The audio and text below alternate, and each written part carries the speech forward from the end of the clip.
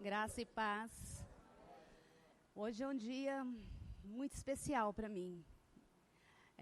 Quem conhece um pouquinho da nossa história sabe que nós chegamos aqui há 2 anos e a gente veio aqui, mas assim, foi para fazer o rema mesmo. A cidade onde eu morava não tem verbo da vida, não tem o rema.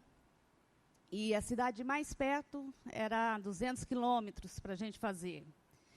E o meu trabalho não me permitia eu sair 4 horas da tarde para poder viajar 3 vezes na semana. E aí eu louvo a Deus pela vida do meu marido, porque ele agarrou comigo. E quando a gente conversando, propus para ele, para a gente poder vir para cá, porque Deus já tinha falado comigo, quando eu vim visitar minha sobrinha aqui, que aqui seria o meu lugar. Eu fui embora daqui, a primeira vez que eu pisei em Maceió, com uma convicção dentro de mim, que eu voltaria, mas voltaria para ficar. E aí ele agarrou junto comigo e hoje nós estamos aqui. Graças a Deus, findando um 2º ano do Rema. Eu agradeço a Deus, sou grata a Deus, sou grata pela vida dele, pela vida dos meus filhos, que sempre nos apoiaram em tudo que a gente faz. E quero agradecer também pastor Emiliano, Maísa, que nos apoiaram, que nos incentivaram, que nos ajudaram, que nos deram todo o apoio. Quando a gente chegou aqui, o que a gente precisava, eles estavam ali para nos ajudar, para nos orientar. Eu amo a vida de vocês, e você sabe da minha gratidão. Pastor Bruno, te amo, tá?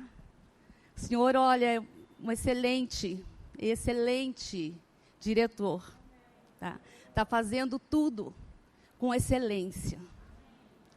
E vai ser daqui para melhor. Amém? Adriana, também te amo, viu? E eu quero agradecer também aos monitores, que durante esses 2 anos nos acompanharam. A você, Ivonete. Quando eu cheguei aqui, a primeira pessoa que nos recepcionou foi você. E eu senti o amor de Deus fluindo através da sua vida, quando você nos recebeu, tá? Amo você, tá bom?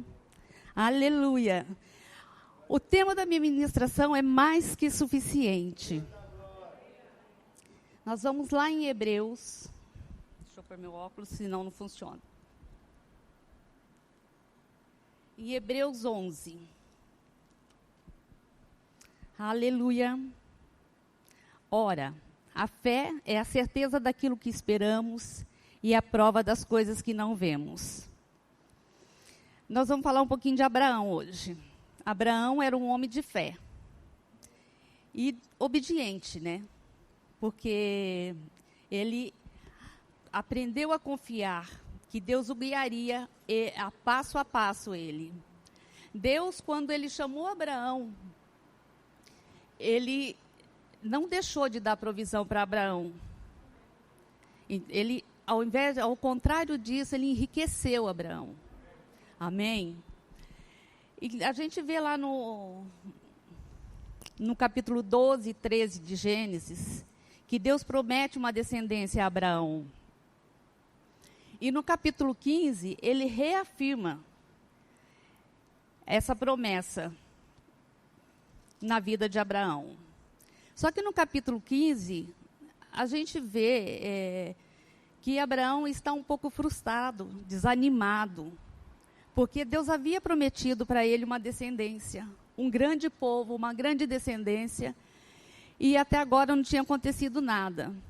Aí Deus aparece para ele numa visão, e fala, eu sou o seu escudo, grande será a sua recompensa. Mas Abraão perguntou ao Senhor, ó soberano Senhor, que me darás se continuo sem filhos e o herdeiro que possuo Eliezer de Damasco?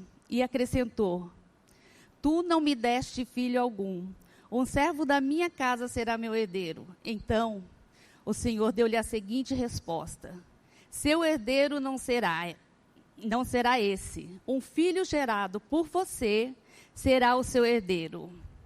Abraão estava desanimado aqui. porque ele estava esperando a descendência dele, o filho da promessa, e não tinha chego ainda. E demorou mais alguns anos para que isso acontecesse. Mas isso aconteceu e não era ainda o filho da promessa. Abraão havia recebido a promessa de Deus, mas ainda não havia se cumprido. E ele e Sara, impacientes, já não conseguindo mais esperar, já a ansiedade estava muito grande dentro deles, resolvem dar o jeitinho deles. Eles têm uma serva que mora na casa deles, chamada Agar, e a Sara propõe a Abraão que ele se deitasse com ela para que através dela eles tivessem um filho. Porque na lei deles, isso poderia acontecer. Era normal, né? Era válido. O filho seria acreditado a Sara, o filho de Agar. E Abraão concordou com Sara. E deitou-se com a serva, e ela teve relações com ela, e ela ficou grávida. Aí Sara começou, logo que ela ficou grávida, e passou-se alguns meses, com certeza a barriguinha já estava aparecendo. Sara começou a sentir a consequência do que eles tinham feito. Porque, na realidade, esse ato que eles fizeram foi um ato impensado. E nós? Quantas vezes na nossa vida a gente já não cometeu o mesmo ato que eles cometeram? Deus nos fez uma promessa. Deus nos prometeu uma bênção. E a gente vai lá e quer adiantar as coisas. A gente quer fazer as coisas na força do nosso braço. Não é? A gente atrapalha todo o caminho de Deus. Aí o que acontece?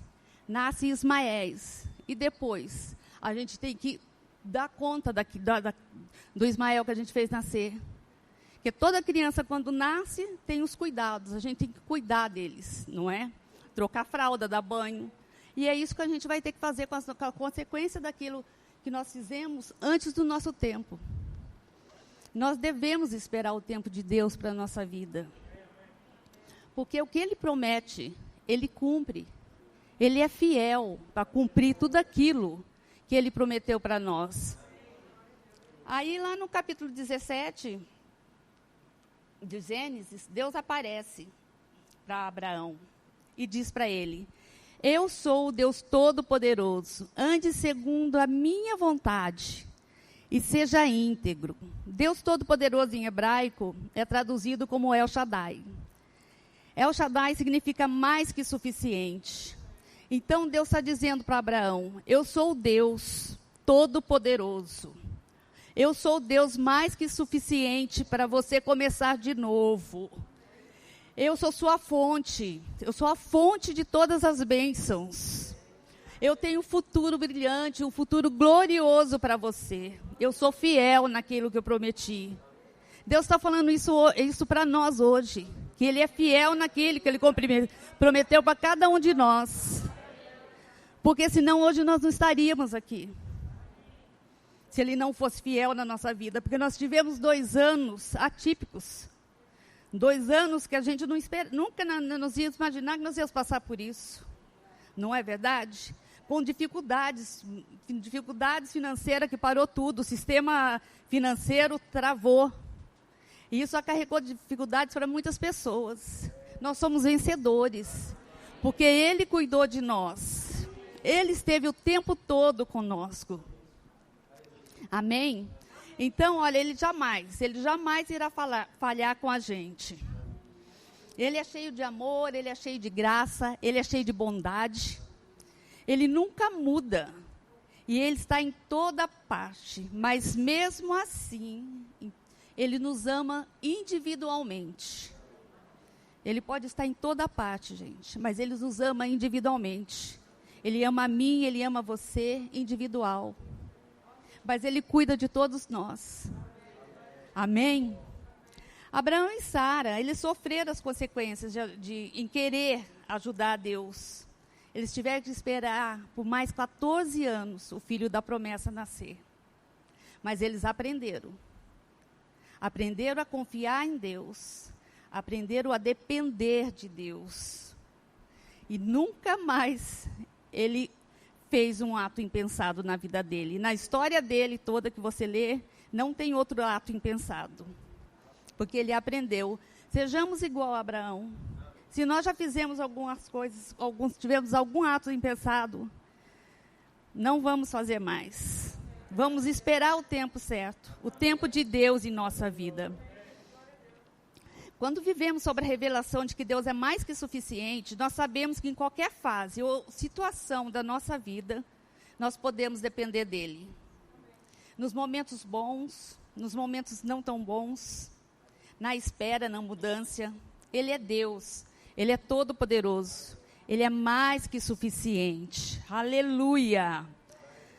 Em Colossenses 3:11, diz assim: nessa nova vida já não há diferença entre grego e judeu, circunciso e incircunciso, bárbaro e cita, escravo e livre, mas Cristo é tudo e está em todos. Cristo é tudo e está em todos. Essa é uma verdade que afirma a suficiência total de Jesus para cada questão na nossa vida, na vida de cada crente. Temos que ter a consciência de que todos os recursos estão disponíveis em Cristo. E aí, gente, quando não sobrar mais nada além de Deus, você tem mais que suficiente para continuar a sua caminhada. Aleluia! Aí eu pergunto, de quem nós dependemos? De nós mesmos? Nós dependemos de coisas? Nós dependemos de pessoas? Ou nós dependemos de Deus? Fica aí essa reflexão para nós. Sejam todos abençoados na prática da palavra.